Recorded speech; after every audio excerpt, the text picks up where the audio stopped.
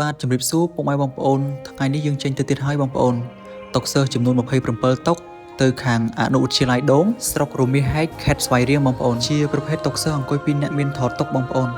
ហើយបងប្អូនអាចមើលតាមវីដេអូបានសាច់ឈើស្អាតល្អហើយឆ្អឹងដៃក៏មាំល្អដែរបងប្អូនចំពោះឆ្អឹងតុកយើងមានជើងជួរផ្នែកខាងក្រោមបងប្អូន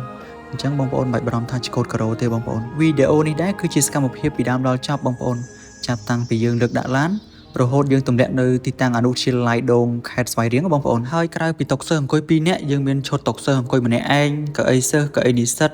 ឈុតតុកគ្រូកដាខៀនកញ្ចក់ផងដែរបងប្អូនតុកនេះដែរមានទទឹងសរុប8ទឹក3ហ៊ុនបណ្ដោយ1ម៉ែត្រ2ទឹកកម្ពស់75សង់ទីម៉ែត្របងប្អូន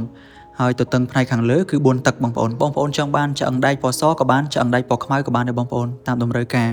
ឬបងប្អូនចង់កំងពណ៌ផ្សេងក៏បានដែរបងប្អូនហើយចំពោះសន្លឹកឈើយើងប្រើសន្លឹកឈើកម្រាស់1ហ៊ុន8លីបងប្អូនជាប្រភេទឈើកស៊ូគៀបដែលយើងមានបាញ់ទ្រនាប់ហើយយើងបាញ់ថ្នាំរលោងពីលើបងប្អូន